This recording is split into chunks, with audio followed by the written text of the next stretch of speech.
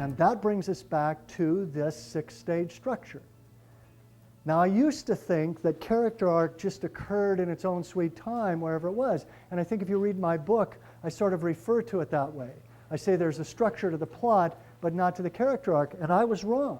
I think there's a very clear structure to the arc for the character. Because each of the 6 stages I gave you before correspond to a stage of the hero's inner journey.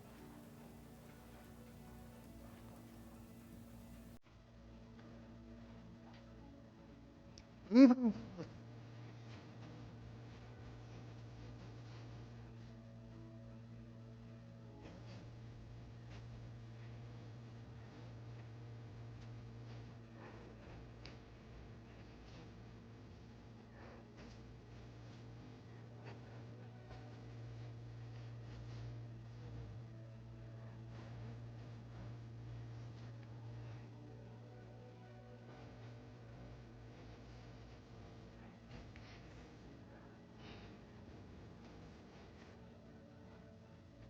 Mitch McDear is just a guy who is going after money. He says to Abby, did you ever believe that I'd be able to make this kind of money? And she says, sure, because of course she sees his essence. We're going to get back to her in a second. Yeah.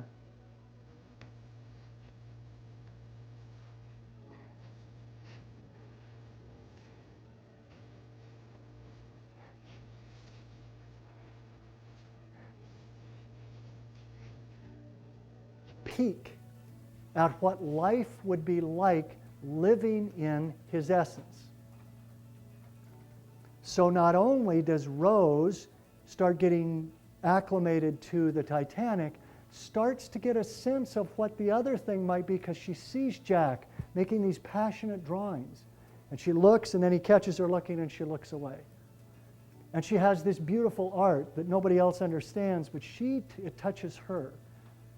And in Shrek, there's this very pointed moment, which also is, to me, a very subtle form of, it'd be interesting to see if Chris agrees, because I haven't talked to him about this, but it seems like there's a bit, oh.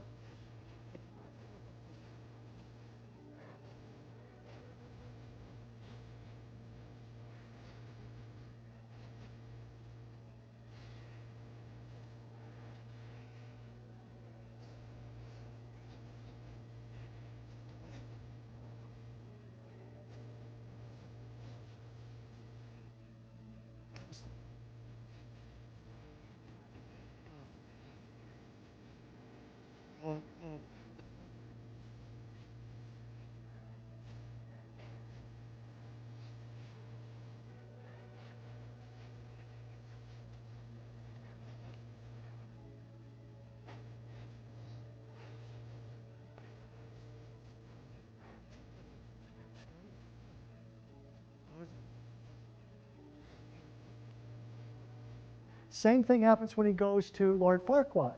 It's preceded by him fighting off the soldiers who come after him, and it's like a mock wrestling match, like a WWF match. And when it's done, there's this scene, just for a joke, where he's going like this. He says, thank you, I'll be here till Thursday.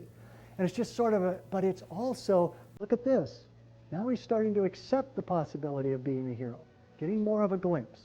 And then, of course, at the 1/4 mark, Lord Farquaad says, what?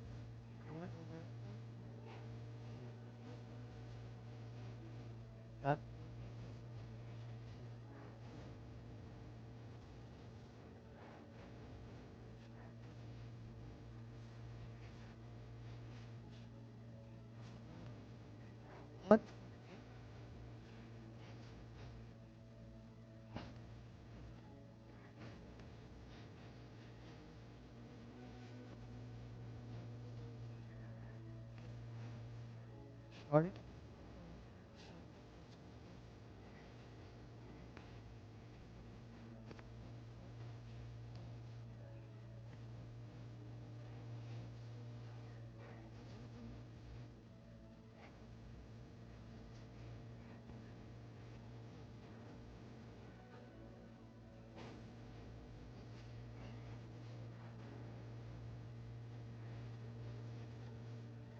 Okay?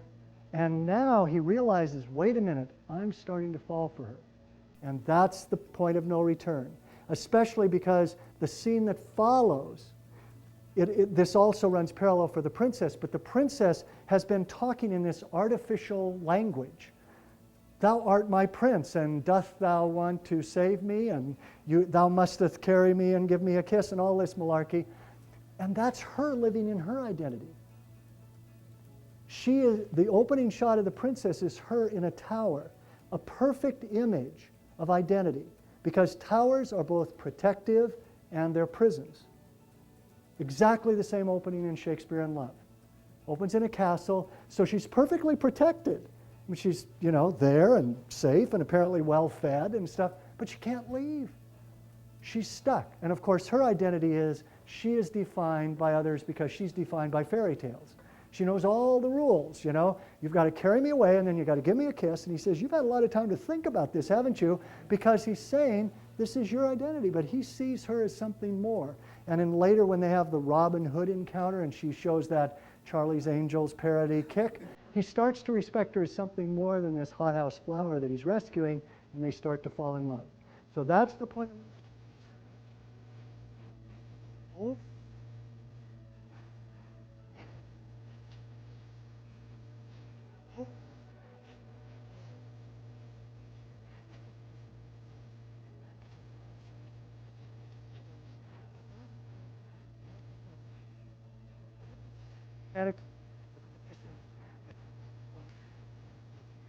In Sleepless in Seattle, right at the three-quarter mark, Annie, the Meg Ryan character, declares, I'm back, I'm going back to Walter, Sleepless in Seattle is history.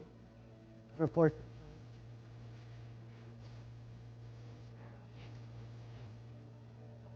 one,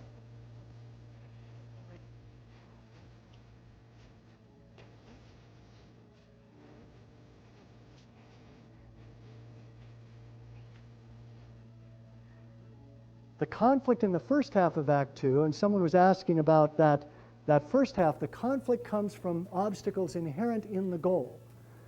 The moat and the dragon and all the things we knew he was going to encounter, but now what happens is the other world's coming in. He doesn't think,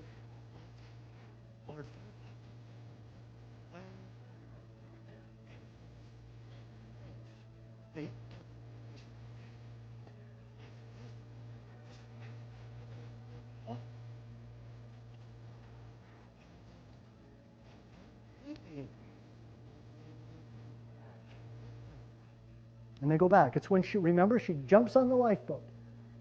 It's the lifeboat for the rich. She's going to make one last stab at being rescued in Titanic by her identity. And then she thinks, what?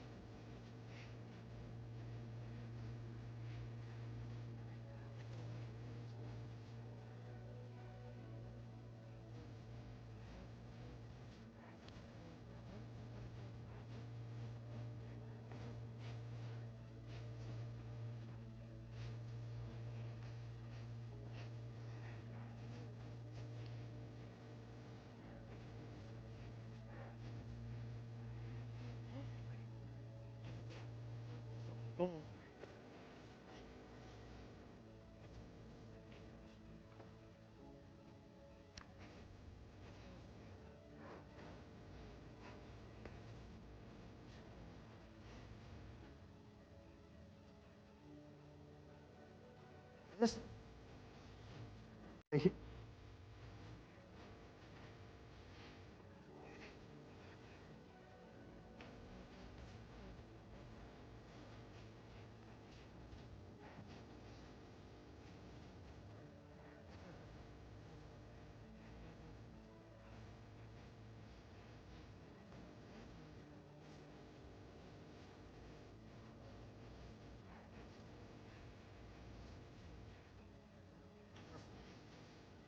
or when he says at the end of The Firm, okay, we're going back to Boston. It was interesting when Chris was talking about the elixir, because sometimes it's very subtle, but I think the elixir in that movie is the law. He's saying we're going right back where we started, which is, I mean, there's a circular pattern if you ever saw one. But now he's going back to the law, because he says, when he's talking to Ed Harris in that movie, the FBI guy, and he says, here's the tape of our conversation where you tried to bribe me, where you forced me to do this. He says, you know, I could get a lot for this, or something like that. And he says, well, why are you giving it back? He says, because it's against the law. And then he says, you know what you did? He says, you made me remember the law. He said, 4 years of law school didn't do that. But you made me remember the law, meaning you put me in touch with who I truly am, which is someone who stands up for what's right. And then when Abby comes back, there's that wonderful line where he says, did I lose you? And she says, how could you lose me? I have loved you since the moment I knew you. And before I loved you, I loved the promise of you. And you have now fulfilled that promise. That's what brings two people together. She says, I have always known who you truly are. You just had to step up into it. And you've done that. So now you cannot lose me. Because that's who I was always in love with. Not the guy who was scared of the trailer park, who had forgotten the law. The guy who lived his essence. And so the elixir that they take back is he has found his ideals, and now he's going to go back and be a lawyer that stands up for what's right and go serve the law or society or whatever in a different way at the end of the story. And one last thing before I open it for questions, which you may or may not want to hear, but as I said at the top, this is very much about real life. Everyone in this room has a visible goal. Might be slightly different, but you either want to finish a script, or you want to get an agent, or you want to finish your novel, or you want to get it published, or you want to get your movie produced, or you want to finish your film, or you have some brass ring you're after, because you long at a deeper level to be a part of making movies. And you are pursuing that goal because it's part of your longing. That's the good news. But here's what I got to tell you. We all pay lip service to what we long for. There's a part of all of us that we always have to go back and revisit. That you can say, yeah, I want to make it in Hollywood. But what you also have to ask is, how would you fill in the blank? I'll do whatever it takes to sell my script. Just don't ask me to blank. I did this as an exercise in a class once with one of my students, and I said, would you be willing to go through this process? So she got up in front of the room, and she said, the thing is, I can't figure out why I can't sell my script. She says, I've written a number of scripts.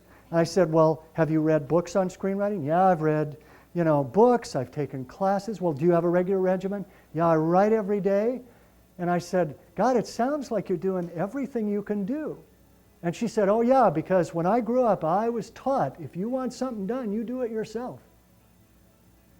I thought, aha. So I turned into the sort of shrink/asshole that I sometimes am prone to be. And I say, let me ask, because she was making an identity statement. Oh, this is who I am. This is how I was raised. And so I said, let me ask you something. When was the last time you phoned somebody and asked them to help you sell your script?